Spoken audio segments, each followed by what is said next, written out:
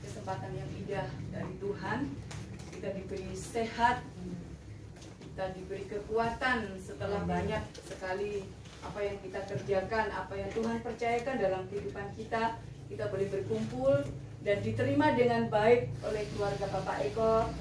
Kerinduan dari keluarga di tempat ini, ada pujian di rumah ini, ada penyembahan di dalam rumah ini, terlebih khusus ada kebenaran firman Tuhan ditanam di dalam rumah ini. Bapak Ibu yang dikasih di dalam Tuhan, mari kita sama-sama belajar merenungkan kebenaran firman Allah. Pada malam hari ini sangat panjang firman Tuhan yang akan kita baca. Biarlah kiranya Tuhan memberikan Roh Kudus-Nya untuk hikmat-Nya, untuk kita mengerti dan memahami apa maksud Tuhan bagi saya dan saudara pada malam hari ini. Kita buka di dalam Injil Lukas pasal yang ke-24. Injil Lukas pasal yang ke-24, ayat yang pertama sampai dengan ayat yang ke-35. Sangat panjang. Firman Tuhan berkata demikian, tetapi pagi-pagi benar pada hari pertama minggu itu, mereka pergi ke kubur membawa rempah-rempah yang telah disediakan mereka. Mereka mendapati batu sudah terguling dari kubur itu, dan setelah masuk mereka tidak menemukan mayat Tuhan Yesus. Sementara mereka berdiri termangu-mangu karena hal itu, tiba-tiba ada dua orang berdiri dekat mereka memakai pakaian yang berkilau-kilauan. Mereka sangat ketakutan dan menundukkan kepala. Tetapi kedua orang itu berkata kepada mereka, mengapa kamu mencari dia yang hidup di antara orang mati? Ia tidak ada di sini, ia telah bangkit. Ingatlah apa yang dikatakannya kepada kamu ketika ia masih di Galilea, yaitu bahwa anak manusia harus diserahkan ke tangan orang-orang berdosa dan disalibkan dan akan bangkit pada hari yang ketiga. Maka teringatlah mereka akan perkataan Yesus itu. Dan setelah mereka kembali dari kubur, mereka menceritakan semuanya itu kepada ke-11 murid dan kepada semua saudara yang lain. Perempuan-perempuan itu ialah Maria dari Magdalena dan Yohana dan Maria ibu Yakobus. Dan perempuan-perempuan lain juga yang bersama-sama dengan mereka memberitahukannya kepada rasul-rasul. Tetapi bagi mereka perkataan-perkataan itu seakan-akan omong kosong, dan mereka tidak percaya kepada perempuan-perempuan itu.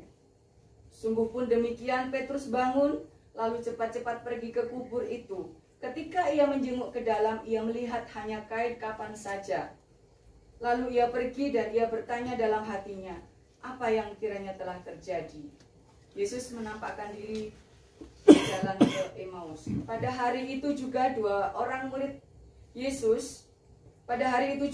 orang dari murid-murid Yesus pergi ke sebuah kampung bernama Emmaus, yang terletak kira-kira 7 mil jauhnya dari Yerusalem.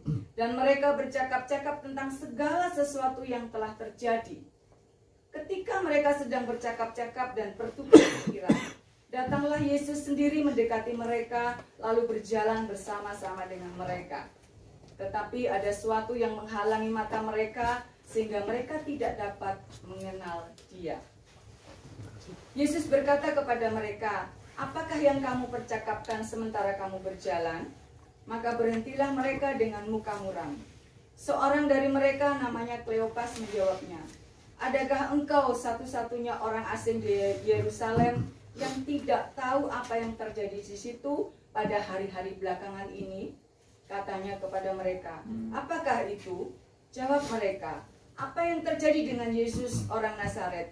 Dia adalah seorang nabi yang berkuasa dalam pekerjaan dan perkataan di hadapan Allah dan di depan seluruh bangsa kami. Tetapi imam-imam kepala dan pemimpin-pemimpin kami telah menyerahkan dia untuk dihukum mati dan mereka telah menyalibkannya. Padahal kami dahulu mengharapkan bahwa dialah yang datang untuk membebaskan bangsa Israel.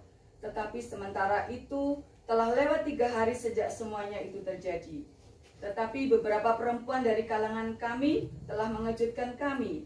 Pagi-pagi buta mereka telah pergi ke kubur dan tidak menemukan mayatnya. Lalu mereka datang dengan berita bahwa telah kelihatan kepada mereka malaikat-malaikat yang mengatakan bahwa ia hidup. Dan beberapa teman kami telah pergi ke kubur itu dan mendapati bahwa memang benar yang dikatakan perempuan-perempuan itu, tetapi dia tidak mereka lihat. Lalu ia berkata kepada mereka, hai kamu orang bodoh, betapa lambannya hatimu, sehingga kamu tidak percaya segala sesuatu yang telah dikatakan para nabi. Bukankah Mesias harus menderita semuanya itu untuk masuk ke dalam kemuliaannya? Lalu ia menjelaskan kepada mereka apa yang tertulis tentang dia dalam sebuah kitab suci, mulai dari kitab-kitab Musa dan segala kitab-kitab nabi. Mereka mendekati kampung yang mereka tuju, lalu ia berbuat seolah-olah hendak meneruskan perjalanannya. Tetapi mereka sangat mendesaknya, katanya, tinggallah bersama-sama dengan kami, sebab hari telah menjelang malam, dan matahari hampir terbenam. Lalu masuklah ia untuk tinggal bersama-sama dengan mereka. Waktu ia duduk makan dengan mereka, ia mengambil roti, mengucap berkat, lalu memecah-mecahkannya dan memberikannya kepada mereka. Ketika itu terbukalah mata mereka dan mereka pun mengenal dia, tetapi ia lenyap dari tengah-tengah mereka. Kata mereka seorang kepada yang lain, bukankah hati kita berkobar-kobar ketika ia berbicara dengan kita di tengah jalan dan ketika ia menerangkan kitab suci kepada kita? Lalu bangunlah mereka dan terus kembali ke Yerusalem. Di situ mereka mendapati ke-11 murid itu, mereka sedang berkumpul bersama-sama dengan teman-teman mereka. Kata mereka itu, sesungguhnya Tuhan telah bangkit dan telah menampakkan diri kepada Simon. Lalu kedua orang itu pun menceritakan apa yang telah terjadi di tengah jalan dan bagaimana mereka mengenal dia pada waktu ia memecah-mecahkan roti. Terpujilah Tuhan kita Yesus Kristus. Bapak Ibu yang dikasih dalam Tuhan, sangat panjang berita firman Allah yang kita baca pada malam hari ini. Saya akan memberikan judul renungan pada malam hari ini adalah rancangan Tuhan yang sempurna. Rancangan Tuhan adalah sempurna. Tuhan sudah menyusun skenario kehidupan yang terbaik bagi kita. Bukan yang baik, tetapi yang terbaik Tuhan sudah susun bagi saya dan saudara. Akan tetapi manusia tidak mampu memahaminya. Setelah 3 tahun mengikut Yesus, murid-murid Yesus tadi kan tidak mengenal dia, padahal dia ada di sebelahnya. Karena mereka sudah dibutakan dengan hal-hal duniawi.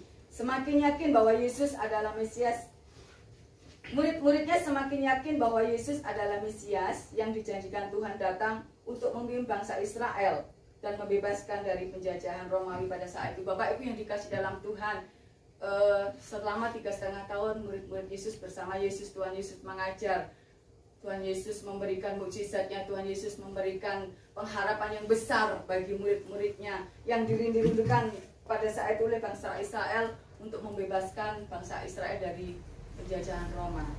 Namun apa yang terjadi ketika kematian Yesus di kayu salib itu membuat semua impian-impian yang diimpikan oleh murid-murid tadi menjadi sirna.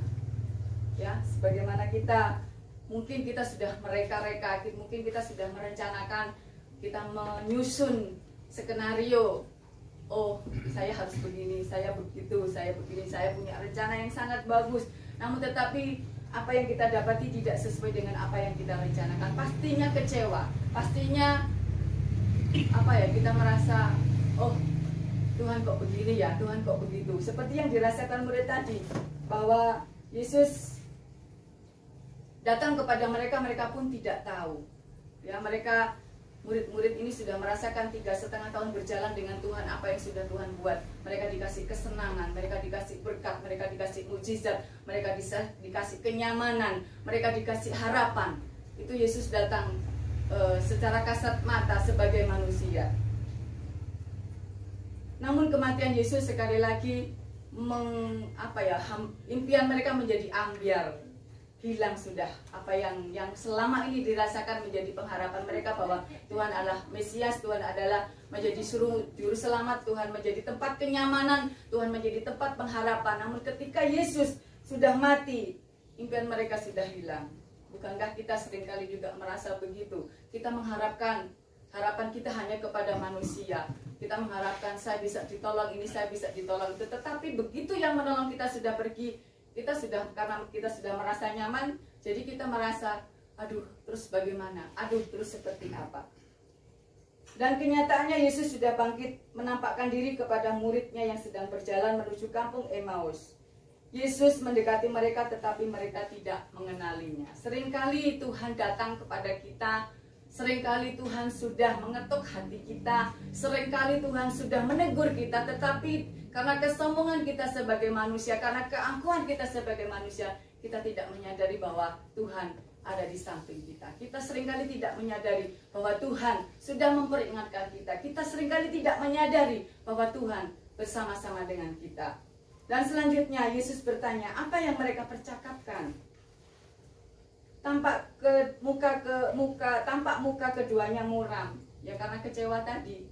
Ya, selama ini Tuhan yang diharapkan, yang menjadi pengharapan, yang menjadi tempat mujizat Tuhan dinyatakan buat murid-muridnya, pengajaran yang selama ini diharapkan orang Israel, ada Mesias yang mampu menolong mereka, membebaskan mereka dari penjajahan Romawi saat itu. Mereka bercerita bahwa Yesus, seorang dari Nazaret, telah dihukum mati dengan cara disalibkan. Dan sungguh sangat menyedihkan, cara matinya Tuhan pun juga tidak terhormat, disalibkan. Ya, betapa kecewanya, kita membayangkan betapa kecewanya kalau kita mengharapkan kita mempunyai idola dan ternyata idola itu tidak sesuai dengan apa yang kita harapkan, kita pasti kecewa.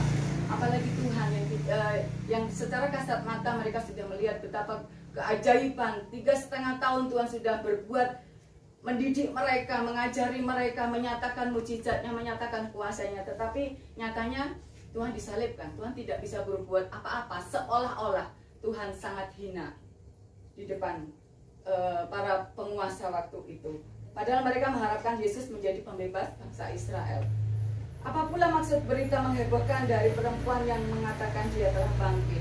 Tadi dikatakan bahwa pagi-pagi benar Maria dan Magdalena beserta ibu Yesus pergi ke kubur menyatakan benar. Apakah benar bahwa dia mau datang ke kubur Yesus dan ternyata mendapati kubur Yesus itu kosong? Mau memberikan persembahan kemenyan-mur, ternyata kubur itu kosong. Dan mereka tidak percaya akan kebangkitan Tuhan. Mereka ragu, sehingga apa yang diberitakan oleh perempuan-perempuan ini dibilang hoax, ya. Kalau zaman sekarang dikatakan bahwa berita bohong, berita tidak benar, itu berita menghayal. Tanpa mereka ketahui yang terjadi ialah yang terbaik. Ya, Tuhan itu mempunyai maksud yang terbaik bagi saya dan saudara. Memang secara manusia kita pandang bahwa Tuhan Yesus kok mati. Tuhan Yesus, di mana ada kuasa Tuhan? Di mana kuasa Tuhan? Katanya Yesus itu adalah Tuhan, tetapi begitu disalibkan dia tidak bisa berbuat apa-apa. Dan tanpa kita sadari Bapak Ibu yang dikasih dalam Tuhan, ternyata semua itu adalah Tuhan memiliki maksud, Tuhan memiliki skenario yang indah bagi saya dan saudara, jauh lebih besar dari tujuan yang dipunyai Yesus. Apa yang kita harapkan tentang Yesus di saat Yesus sebelum disalib, Tuhan Yesus mempunyai skenario, mempunyai tujuan yang lebih besar. Dia tidak hanya membebaskan bangsa Israel, tetapi Tuhan Yesus membebaskan seluruh umat manusia di muka bumi ini. Oleh kematian Yesus, kuasa maut sudah dipatahkan. Dan oleh kebangkitan Yesus, kita beroleh jaminan akan kehidupan yang kekal. Bukankah lebih berharga kehidupan kita dijamin oleh Tuhan? Kehidupan di dunia ini hanya sementara saja. Apa yang kita miliki akan sirna, apa yang kita banggakan akan lenyap, apa yang kita punya akan hilang. Tetapi kehidupan yang kekal yang Tuhan berikan bagi saya dan saudara itu tidak akan hilang, tidak akan lekang oleh waktu. Dan Tuhan merencanakan bagi saya dan saudara pada malam hari ini adalah kekekalan yang Tuhan rencanakan. Skenario yang indah Tuhan sudah berikan kepada kita semua pada malam hari ini. Dan kita sudah memperingati Paskah. Bagaimana Paskah itu dilambangkan dengan telur. Telur itu ibaratnya kan terlahir baru, menjadi jiwa yang baru, menjadi memiliki hati yang baru, memiliki iman yang baru untuk dibentuk lagi oleh Tuhan. Dari setiap Paskah, mari kita lebih lagi untuk mencari Tuhan, terlahir baru seperti Tuhan Yesus. Setelah Yesus menjelaskan segala sesuatu kepada mereka, maka terbukalah mata mereka dan melihat bahwa Dia berkata-kata, Dialah Yesus. Bapak Ibu yang dikasih dalam Tuhan, kadang-kadang ya kita itu merasa dalam kehidupan kita ada permasalahan yang mungkin secara logika kita tidak bisa menyelesaikannya. Tetapi di tengah-tengah permasalahan itu Tuhan sudah berkarya. Namun selalu kita tidak menyadari, kok begini Tuhan. Seperti Pak Eko dan Ibu Leni, Pak Eko mempunyai skenario, mungkin dulu tidak ada rencana untuk balik ke sini, tetapi sudah pensiun.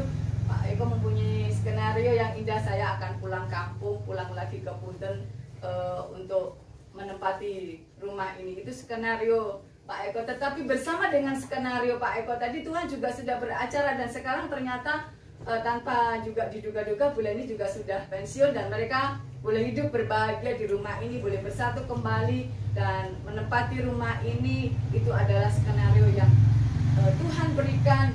Jadi jangan kecewa Pak Eko sama Bu Leni. Kita percaya bahwa ada maksud Tuhan di balik semuanya itu.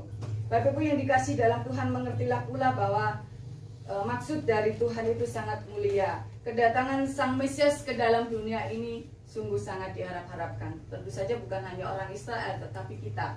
Yesus yang kita yakini adalah Mesias itu. Yesus yang kita yakini adalah Juru Selamat itu ada bersama dengan kita pada malam hari ini. Maka biarlah kiranya melalui kebenaran firman ini kita boleh mengerti, kita boleh membuka hati kita boleh membuka iman kita, pengertian kita lebih dalam lagi akan rancangan yang Tuhan berikan bagi saya dan saudara. Tuhan itu sungguh sangat sempurna. Faktanya tidak akan didapati kekurangan pada pemikiran kita. Jauh lebih sempurna, jauh lebih panjang, jauh melebihi apa yang kita pikirkan. Dan bila skenario di dalam pikiran kita tidak terjadi, itu karena terdapat skenario Tuhan yang lebih sempurna yang sudah disiapkan bagi saya dan saudara. Jadi Bapak Ibu dikasih dalam Tuhan, mungkin saat ini merasa ada di dalam permasalahan keluarga, mungkin anak saya begini, cucu saya begini, kehidupan sekolah begini, saya belum dapat pekerjaan, saya lagi ada permasalahan begini. Percayalah, tetap tinggal di dalam Tuhan, karena Tuhan memiliki skenario yang indah. Tuhan itu kita hanya menjalani. Tuhan nanti, selama kita tetap teguh di dalam Tuhan, selama kita tetap mengenali suara Tuhan, seperti murid-muridnya tadi, sudah terbuka hatinya, sudah terbuka pikirannya, bahwa benar itu adalah Yesus, bahwa benar itu adalah Mesias, nanti yang akan menolong dia, nanti yang akan memberikan hidup yang kekal, memberikan ajaran-ajaran kekekalan yang lebih dari perkara-perkara dunia. Kehendak Allah yang terjadi adalah yang terbaik bagi saya dan saudara daripada kehendak kita sendiri. Jadi mari pada malam hari ini kita tetap serahkan skenario kita boleh menyusun rencana, tetapi terlebih mari kita berdoa kepada Tuhan, kita bahwa semua yang kita rencanakan biarlah masuk ke dalam skenario Tuhan, masuk ke dalam rencana Tuhan, sehingga yang terbaik yang akan kita terima bukan yang baik-baik saja. Puji nama Tuhan.